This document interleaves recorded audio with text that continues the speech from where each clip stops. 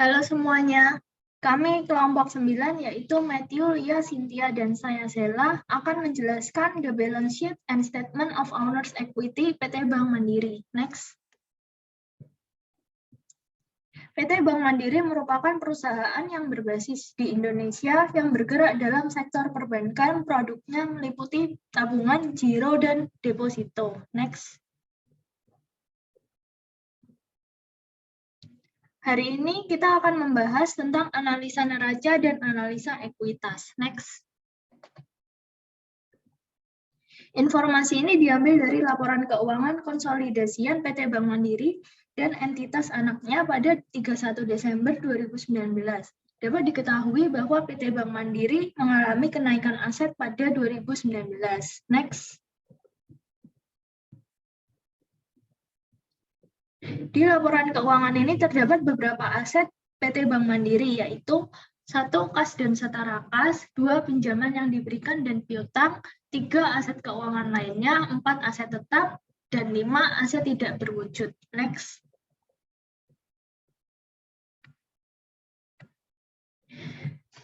Berdasarkan tabel kas dan setara kas, dapat dilihat bahwa kas di tahun 2019 mengalami kenaikan. Next.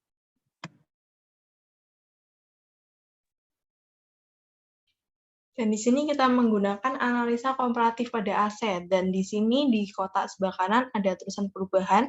Di situ kita bisa melihat kenaikan ataupun penurunan yang terjadi pada aset PT Mandiri. Ada dalam rupiah dan dalam persentasenya.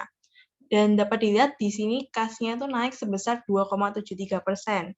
Dan di bawah kanan terdapat aset tetap mengalami kenaikan sebesar 16% sesuai yang dikatakan di catatan 16H bahwa manajemen berpendapat tidak terdapat indikasi penurunan nilai atas aset tetap yang dimiliki bank pada 31 Desember 2019 dan 2018.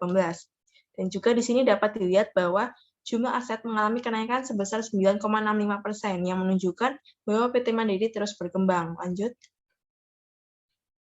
Dan dalam melakukan analisis dan research juga ada perhitungan Altman Z-score, di mana Altman Z-score dapat memfasilitasi analisa dan membuat keputusan serta dapat dengan mudah menilai kualitas kredit perusahaan tanpa harus mengembangkan model sendiri.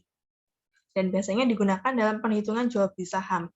Dan pada tahun 2018, Z-score-nya PT Mandiri ini mencapai 2,26, di mana ini tuh masih berada dalam zona abu-abu karena zona amannya itu di atas 2,6. Dan pada tahun 2019, Z-score-nya yaitu 2,36 dan masih di zona abu-abu tetapi mengalami peningkatan daripada tahun sebelumnya. Lanjut. Berikut adalah liabilitas dari PT Mandiri. Kami bisa melihat dari diagram ini bahwa dari setiap tahun dari 2015 sampai 2019 mengalami kenaikan dan paling tinggi pada 2019. Next.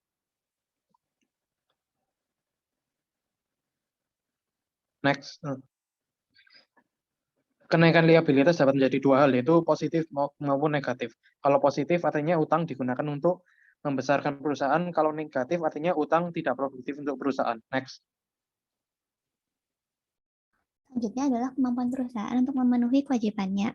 Yang pertama, liquidity. Jumlah current aset perusahaan lebih besar daripada current liabilities. Artinya perusahaan masih mempunyai working capital dan mampu memenuhi kewajiban jangka pendeknya. Yang kedua adalah solvency. Di sini capital structure perusahaan didominasi oleh liabilities sehingga menghasilkan debt to equity ratio yang cukup tinggi dan menurunkan kemampuan untuk memenuhi kewajiban jangka panjang. Namun, manajemen menyatakan solvabilitas masih baik karena telah melebihi minimal requirement capital adequacy ratio. Pada bagian owner's equity, jumlah modal saham tetap sama, yang artinya perusahaan tidak melakukan penerbitan saham baru. Ini bisa menjadi sinyal positif karena penerbitan saham membutuhkan dana besar dan meningkatkan cost of capital. Bank Mandiri juga melakukan beberapa penyesuaian aset tetap, efek, dan obligasi kepada nilai wajarnya. Ini mengurangi kelemahan balance sheet dan membuat nilainya menjadi lebih akurat. PT Bank Mandiri menetapkan payout ratio yang konstan yaitu 45% dan laba ditahan 55%.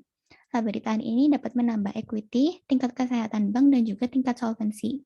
Namun dana ini masih belum menentukan penggunaannya sehingga bisa menyebabkan kas berlebih. Kurang jelasnya rincian penggunaan laba juga dapat menandakan kekurangan dalam mengelola dana. Kesimpulan dari kelompok kami yaitu kelompok kami memakai analisa tools common size analysis karena kami lebih mudah untuk membandingkan tingkat penjualan perusahaan PT Mandiri dengan akun yang ada dalam laporan laba rugi. Dan dari hasil analisis ini dapat disimpulkan bahwa ada beberapa faktor yang turun ketika tahun 2019 dan kemungkinan juga karena permasalahan COVID-19 dan perusahaan harus kerja lebih keras agar dapat keluar dari zona abu-abu. Sekian dari kelompok kami, terima kasih.